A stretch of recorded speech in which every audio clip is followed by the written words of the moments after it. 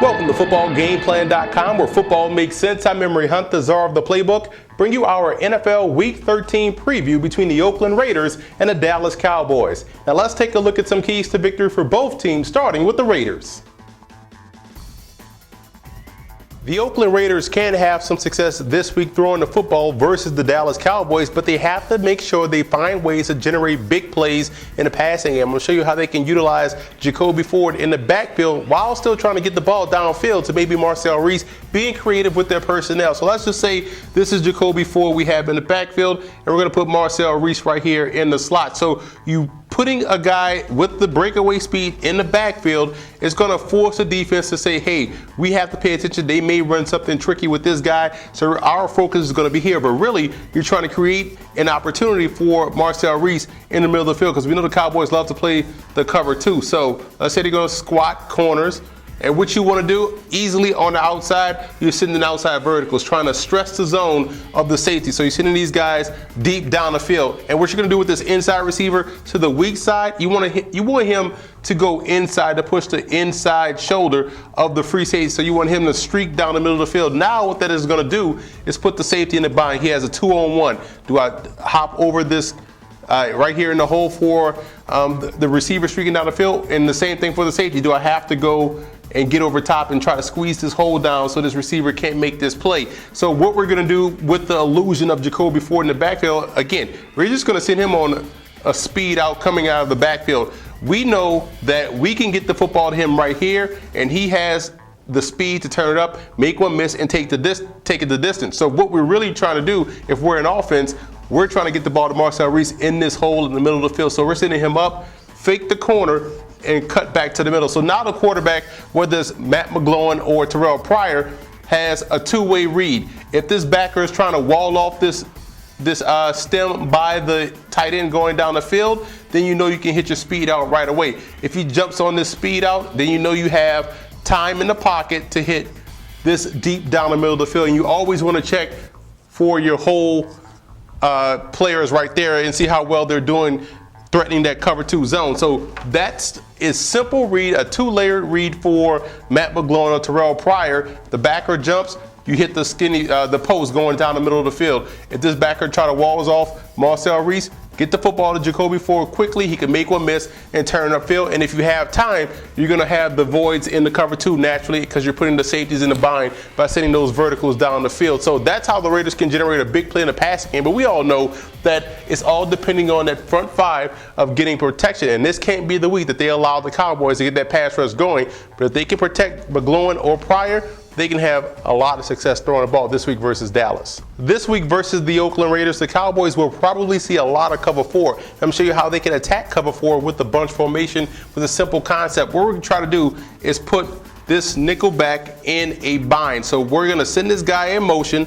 You see we have cover four. Everyone's equals. They have quarters coverage.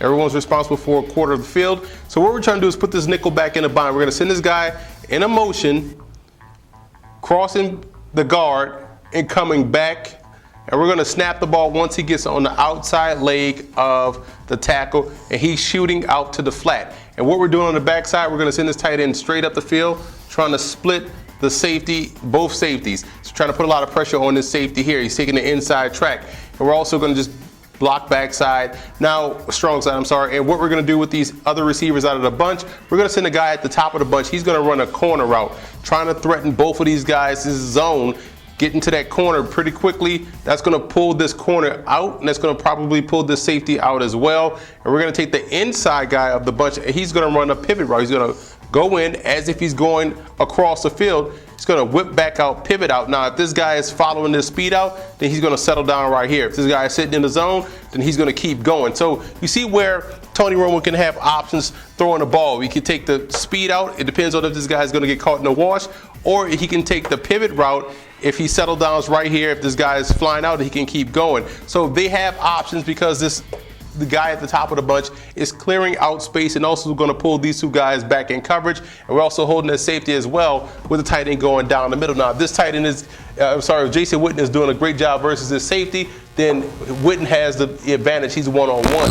but this corner can easily get over top. They could actually banjo this guy on the other side, but the action is going to have to take place here. It gives Tony Romo a quick read, a built-in hot read, where he can hit the receiver coming in on the pivot or the receiver going in motion on the speed out because of the corner pulling away the coverage. So I think that's how the Cowboys can attack cover 4 this week as they take on the Oakland Raiders.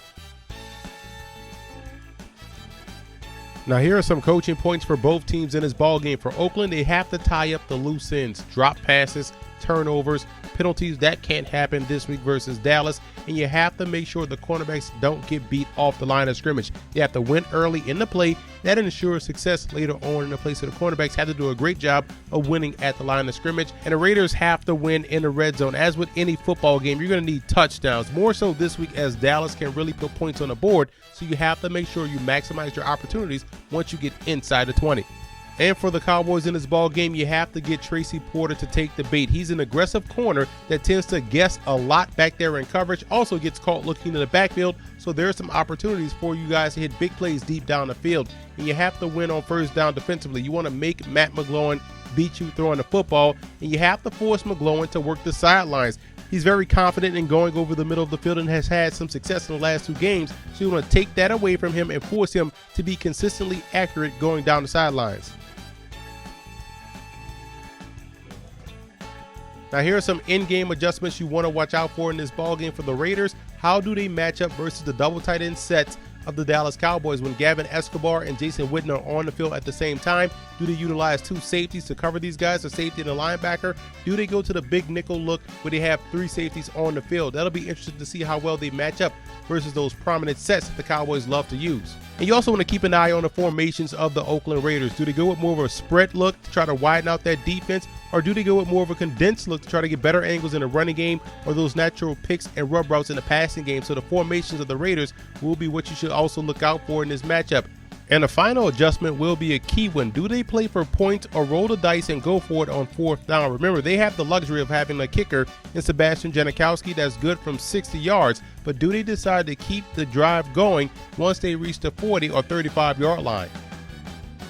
And for the Cowboys, you're going to have to rob the middle of the field. Remember, McGloin loves to attack the intermediate coverage of a defense. So at what point do the Cowboys decide to rob the middle of the field and take that away from him?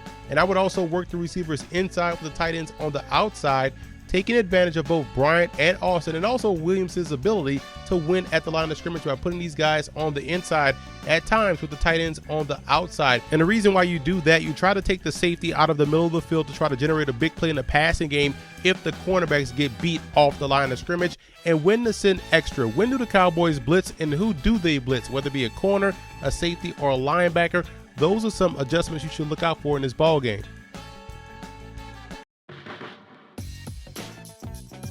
The X factor in this ballgame for the Raiders will be their running game. A lot of what they want to do throwing the football will be predicated off the play action pass. And Rashard Jennings has been running the football with effectiveness, so I think that running game on the road will be key for the Raiders to have success.